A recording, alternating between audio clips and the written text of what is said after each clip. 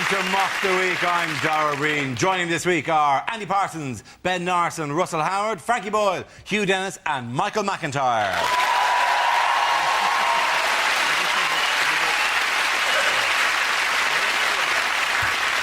OK, we start with headliners. Here's a picture of Lib Dem leader Sir Mingus Campbell at his party conference in Brighton. But what does PMOC stand for? Is it the Lib Dem leadership options? You've got pissed man or corpse. Is it please, memory old, can't...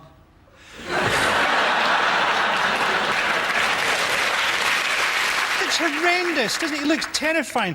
Didn't I kill him on level 3 of Resident Evil? Is it please make Orville cooperate? Is it Peter Mandelson's oldest conquest? No. OK, the C stands for Campbell.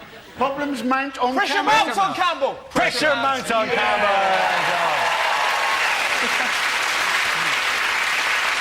The answer I was looking for was pressure mounts on Campbell. This is a subplot to this week's conference. Sir Mingus set out his policies on environment, taxation and economy. Questions continue to be asked about his leadership and poor performance in the polls. What problems has he faced at the conference? He's an old bastard, Dara. He was the guy who founded the Ming Dynasty. It does come down to that, doesn't it, basically? I mean, you know, he can say whatever he wants, but you just find yourself going, yeah, he's old, though, isn't he? I had somebody in a pub the other day, it was horrific, go, yeah, he's got some good policies, but I bet he don't know how to use an iPod. And you're like, as if that matters in any way. Kind of go, what are you going to do about immigration? Shuffle?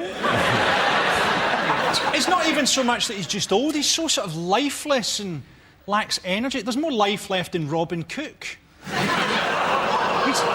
He's got one white blood cell left and it's fighting the Alamo. Look at him, no wonder Flash Gordon won every week. He is the same age as Paul McCartney. And who would you rather have running the country? Well, yeah, probably him, actually, to be honest.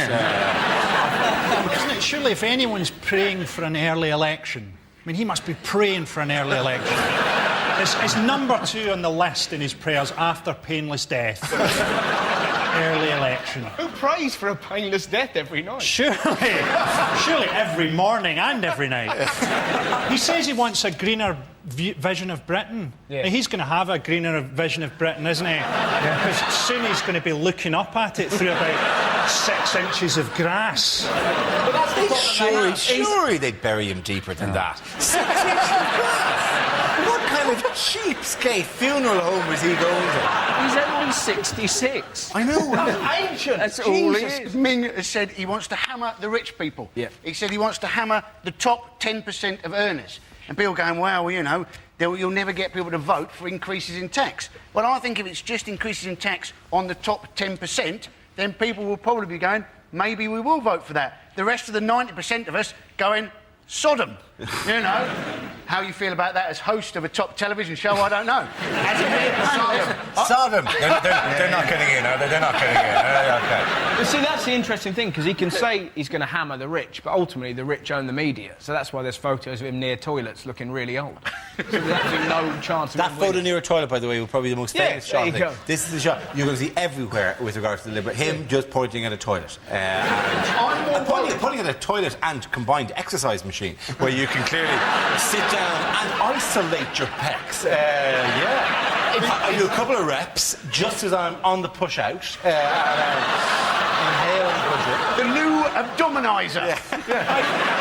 No, here's a quote from Mingus. If you ever put me in one of those ham slicing machines, you'd find the top half Liberal and the bottom half Liberal Democrat. You're kind of going... What an incredible thing to say. Well, A, who goes into a ham slicing machine for a start? Surely you mean in one of those machines that cuts you in half, not one that slowly grinds you down through a series of really tiny He'll slices. still be alive after this. I mean, it just shows you he is a zombie. That would be amazing. No wonder you couldn't kill him on that part of Resident Evil. That would be great. At the conference, and they said, please welcome our leader, and everyone's expecting a very boring speech once more. Menzies Campbell, whatever he's called, and his legs come out 2 minutes before his body. Liberal Democrat, come on! Bring out the cheeky girls! He's got a 4% approval rating. Mein Kampf, which is nothing, right? So they could just have anybody lead them. It's not going to make any difference. So I say, come on, let's get Lee from Blue. He's not going to be any worse. He's looking for a gig. Yeah. He's got to be. And also his policies aren't going to come in and force it and say whatever he wants. I think that the homosexuals should declare war on the robots. Doesn't matter. Lee from Blue, bit of a laugh. And also, his name is very odd. His name is Mingus. Mingus, yes. Scots. Yeah, Mingus. Yeah, but it's pronounced... It's spelled M-E-N-Z-I-E-S. Yes. Well, why are you looking at me like I'm insane? He's got a That's weird name. Menzies. Menzies. Yeah. John Menzies. But apparently... Menzies. People don't go, let's go to John Mingus. They don't do it. But what do you do? Martina Hingis. Martina Hengis. Why are you still looking at me like I'm not making sense? It's a G, not a Z. Because I'm waiting It's to a Z, turn on not a me G. and my crazy ethnic name. When they were growing, some it's crazy. Men Z. That's not G. When they were growing, there's fundamentally something wrong with this man. He can't speak. He doesn't understand his own name. When he was growing up, hello Ming, shall we go to the Goo and see the Gebra? What are they talking about? Should we catch Gulu Dawn and maybe get to Gingerberger? It's a nonsense. In fact, you should pronounce it John Mingus. Apparently, it's to do with the defunct Scottish letter Zog. Yeah, you couldn't make that sort of crap up, could you? It shows you how boring the Liberal Democrats are. It's more interesting to talk about the defunct letter Zog. How does a letter become defunct? And if you're We didn't using need it. Yeah. We had enough of Zog. All right. What's going on here? Big conga. They're having a massive conga. That is a queue outside Northern Rock, somewhere where there's a Northern Rock. That is a cue, yes. Old people, Yeah. because they're the only ones with savings, and they've got more money than anybody knew. How much money have these badly dressed old people who send you £1 for your birthday? It's unbelievable. I get a little cut. I get a cheque for £10 from my grandmother, and look at these people. It's unbelievable. Well, I've got £1.2 million in there. Buy yourself a new fleece. Look at the state of you. It's unbelievable. But the homeless people, and they say, I'm worried I'm going to lose everything. You should be more worried about announcing on national television that you've got £1 million in your tartan trolley bag. So there are homeless people going, can you spare me any change? No, only got cash, £1.2 million. And the thing is, they're now wandering about northern town centres with all this cash, so everything else is falling, but the values of Greggs must be going through the roof. I mean, commodities brokers this week are going zinc's down, tin's down, yum-yums £3 each. I'm also convinced, when I saw these pictures, I'm sure that half of them are just there for fun. So why are you queuing? I have no idea, but it's great, isn't it? Is somebody on the news? That looks like fun. Let's have a bit of that. Oh, and what now? The banker backing our money will be able to queue to put it back in again. It's impressive because this is how you as a nation panic. You line up in an orderly fashion and wait for 8 days to get a draft. It's impressive, right? They're taking little You chairs. see footage of like a Latin American bank collapse and there's people like picking up bins and throwing them through windows. That's how it was in I think it was Argentina the last time the bank collapsed. None of that up in northern towns. It's all like, yes, well, you know, we've been here all morning. It's been very pleasant, actually. Before we move on, can I just say this picture is far sadder than any of us have realised, because this woman at the back in the red dress is paying £8 in. My favourite story was apparently Newcastle United are sponsored by Northern Rock. They are. Yeah. I'm looking forward to the chance come Saturday. You know, you only sing when you're queuing. Where's your money gone? Where's your money gone? You're going down with the Alliance in Leicester.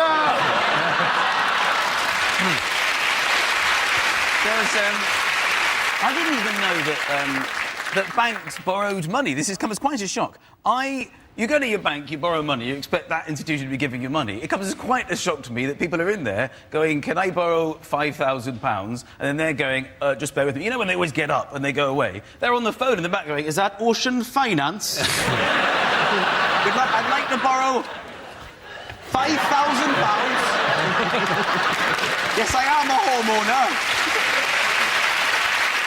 At the end of that round, the points go to Frankie, Hugh and Michael.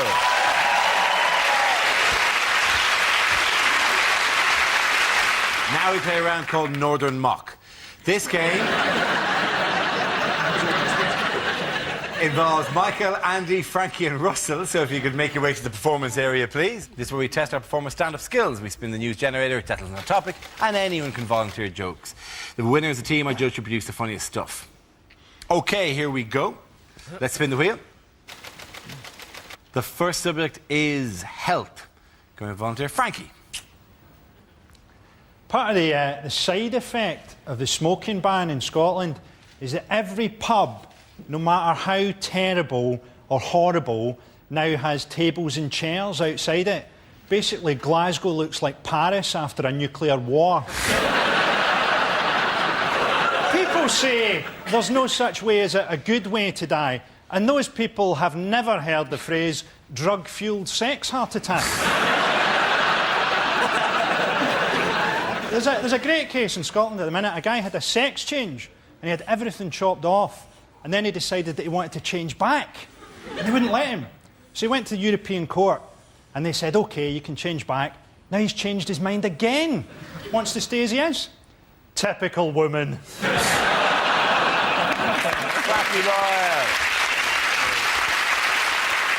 Boyle. OK, let's spin the wheel again. The subject is the West Country. Who? Russell. How can you not love the West Country? I've genuinely seen graffiti in Bristol during the last Tory campaign. Do you remember, are you thinking what we're thinking? Somebody had written underneath it, is it, do I like what's-its? It's phenomenal. Just wonderful, isn't it? I used to live there. I've moved away from Bristol because I was near a dogging site, which is just a bit odd, right? And, all right, I wasn't into it. I was just near a dogging site, right?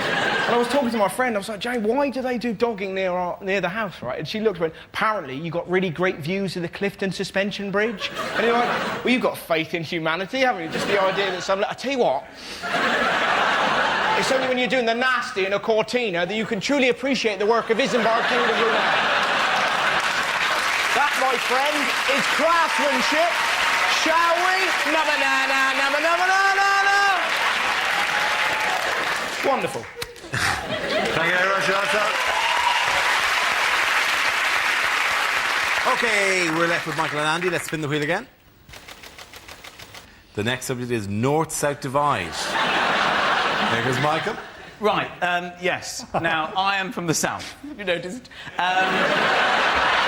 I have been north up the M1, and I don't know what happens to the word the. It seems to disappear at about junction 25 on the M1, and the word the just goes, that's it from me, I'm getting off. You go on ahead. Are you coming with? No, I'm not interested up there. And then you get there and they don't have, they say, oh, to fridge, oh, you're going up to, what are you doing?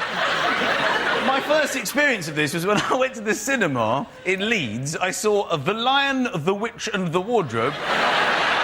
I had more fun asking the woman what it is I'd booked to see than watching the entire movie itself. So what is it I'm seeing here today? Took one, took witch and took wardrobe. What's she talking about? Are you hearing this? Are you taking toothpaste? Yes, of course. I thought it might be a nice idea maybe to go to HMV and get a DVD of The Lion, the Witch and the Wardrobe, maybe The Good, the Bad and the Ugly, and perhaps an album by The, and just line them up on the counter. What is it I've decided to purchase here? Took one, took witch and took wardrobe. Took good, took bad and took ugly. And took. Thank you. Well done, Michael. OK, Andy, let's see what you've been left with. Let's spin the wheel. And it's religion. Looks like my dad. We should, of course, remember that there are 5 major world religions. 4 of them got to be wrong. Imagine that, right? You're on your last day, you're going off to meet your maker. The gods of the 5 major world religions lined up in front of you. You've chosen your god. You're happy with your god. You go up to your god and your god produces a little bit of cardboard. Bluff. That is going to hurt, isn't it? Well done, Andy Parsons.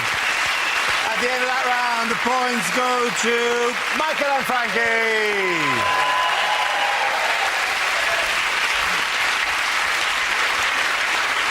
The next round is called If This Is the Answer, What Is the Question? On the board are 6 categories. Michael, which category would you like? I would like the category of crime, please, Dara. OK. Crime it is. The answer is 25 pence. What is the question? What is the British name for American rapper 50 Cent? Is it how much did Ming Campbell pay for his first flat?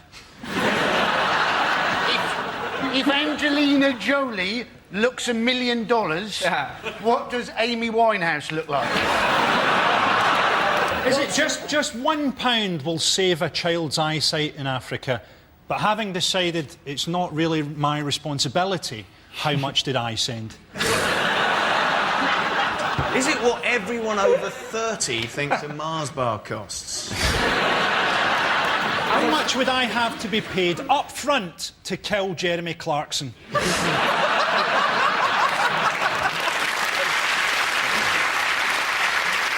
What fee guarantees Dean Gaffney's appearance at a party? What's top prize on Romanian Deal or No Deal? Can I just take the box? I could use it for shoes. I'm going to steer towards the correct answer. Does anyone actually have any idea what was worth 25p? It's something to do with money, isn't it? It's And something to do with money. It's to do with the real cost of something that was... It was Viagra. Absolutely right. Yes, the question I was looking for... Yes, the question I was looking for is how much were a criminal gang paying for fake Viagra tablets that they later sold for up to £20 each. Several members of an international network were found guilty of making millions from producing counterfeit Viagra and anti-baldness tablets at factories in Asia. How's the scam uncovered? Yeah, they found out it's ridiculous. It doesn't grow your bloody hair back. It was uncovered by excellent work from Customs and Excise, apparently, whereas it should have been uncovered by someone going, hang on a minute, I'm sure something's meant to happen. I took Viagra once. I took Viagra and I had a hard-on for so long I had to give it its own shelf in the fridge. Did anyone see the News 24 reaction? It was fantastic, because it just came out, news just in, and they found out about the Viagra case, and it was brilliant, because they were doing little puns. They were generally kind of going, I bet that's a hard case. They'll get a stiff sentence, and then you could genuinely see they obviously got a word in their ear, and they went, yeah, OK. Why? If you set up a counterfeit Viagra ring in which you basically spam people and say, I've got Viagra for you, why bother making... like dodgy pills? Why bother making them at all? Just send them nothing. They're still not going to complain. Like, if they're not going to complain when the pills didn't work, they're also not going to write and go, I sent away to your company for Viagra pills and now I didn't seem to receive any. It's now apparently the biggest selling drug in the world. And apparently, us boys, we think about sex once every 6 seconds. Now, that might be true some of the time, mightn't it? But it's not actually true when we're having sex, is it? We're trying to think of everything apart from sex. Traffic accidents, mortgage repayments. John Prescott, that's my own particular favourite. But you know when you're shagging away, right, and you've got this mental image of, say, John Prescott, and you're trying desperately not to get overexcited, and you do get overexcited, you feel dirty, don't you? Do you know what, Andy? Next time, I'm going to be thinking of you, thinking of John Prescott. You'll feel dirty. It's great we've got a drug to help old people have sex, isn't it? I love old people who've got that little twinkle in their eye, you know, and you're there playing Scrabble with your grandparents, and your grandpa puts down Viagra on a double word score and just goes... I wonder about that old woman that gave birth at 63. Yeah. Because that baby can't have had to force its way out. Every time she went for a shit, it probably had to brace itself.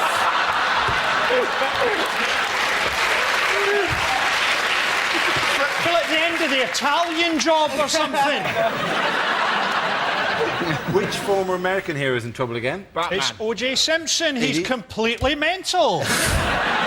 You gotta love O.J., man, because he held some people up allegedly at gunpoint to get back some of his memorabilia, And his memorabilia is worth a lot because it appeals not only to sports fans but also to crime fans.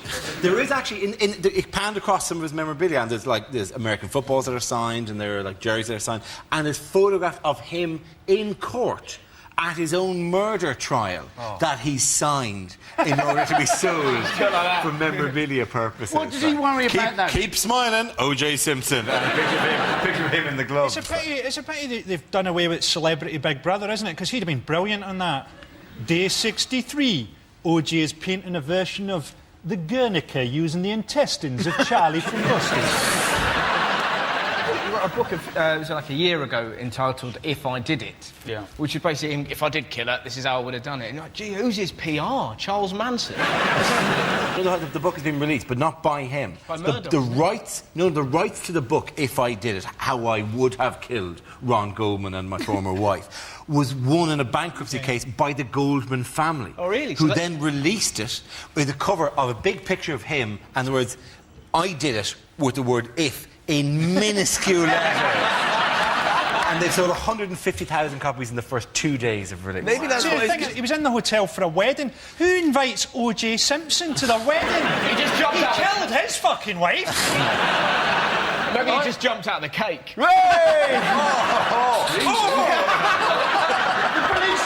The police said it was an armed robbery. He said he was just with some golfing buddies. At a wedding, yeah. You know, you don't play golf using guns, do you? You know, oh, do you want to putt this one into the hole? No, I'll shoot it in. That'll be absolutely fine. You can shoot a hole. Oh, I'm a long way from the hole. Maybe that hole.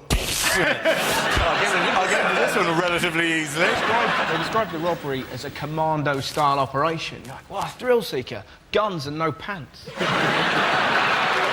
OK, at the end of the points go to Russell, Ben and Andy.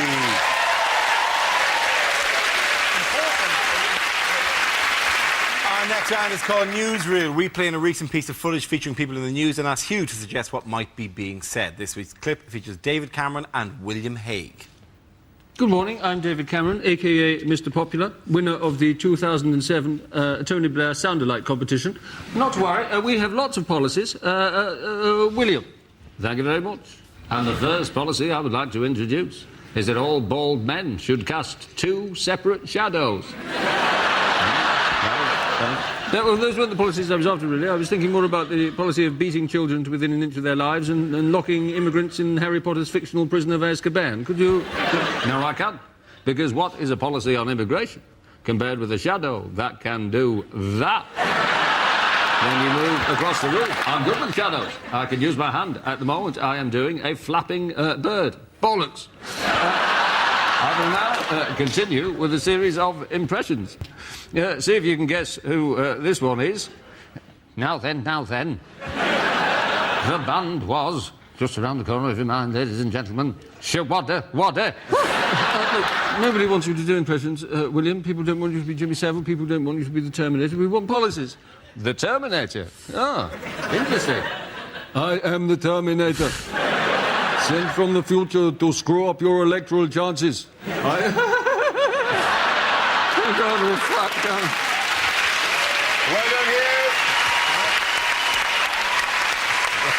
Now we come to our final quickfire round called Scenes We'd Like to See. This is for everyone, so if you can make your way over to the performance area, please.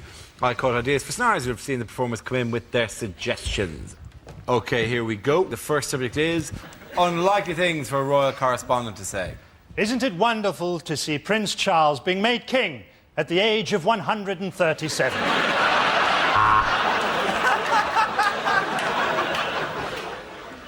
And the Queen there, majestically taking her place in the queue to withdraw her savings from Northern Rock.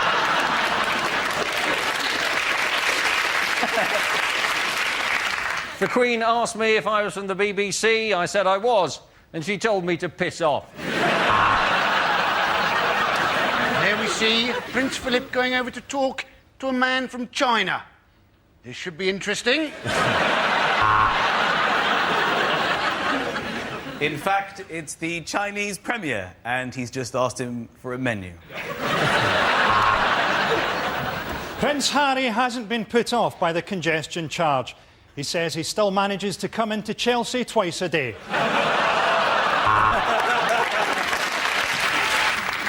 know the crowd are absolutely loving this event. The night sky is dancing with light. Yes, the Queen set fire to Windsor Castle again. It's great to see the whole family waving from the balcony through the sights of my AK-47.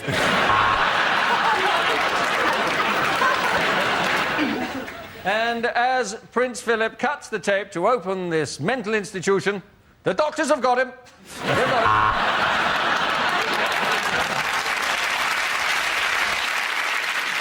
The next topic is what a rugby commentator would never say. Oh, and he skipped through the defence, and that's lucky, because if these South Sea Islanders catch you, they eat you.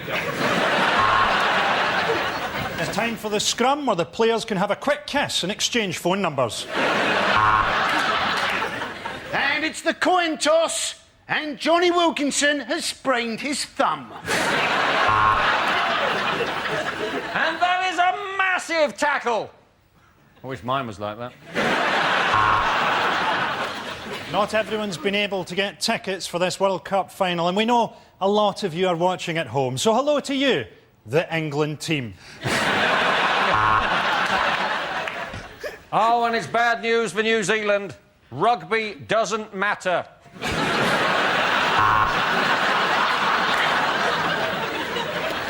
And keep an eye on this ball as it hits the ground, because it's such an unusual shape, it could go anywhere. Seal it bang, seal it bang. Kia ora, kia ora.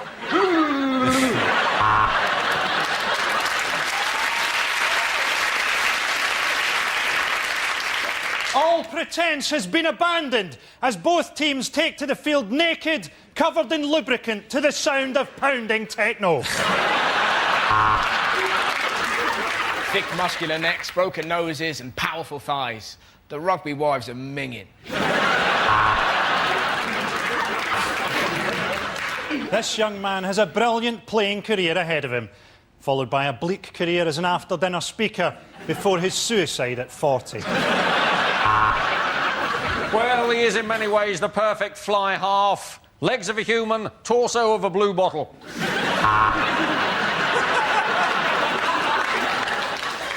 The South Africans there, passing to their one black player, Johnny Token.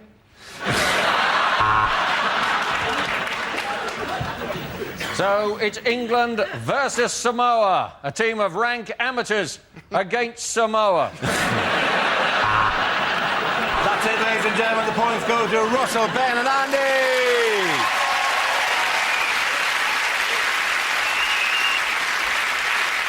That's the end of the show. This week's winners are Andy Parsons, Ben Norris and Russell Howard.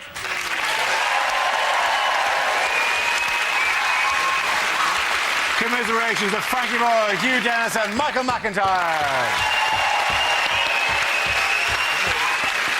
Thank you for watching. We'll see you next week for the last in series with a special show. Till then, I'm Dara Breen. Good night. Call a character witness who can't stand you. Tommy Saxondale's idea of defending himself in court next tonight. And then another round of Big Talk gets it sorted. More comedy to come here on BBC Two with that Mitchell and Webb look at 10.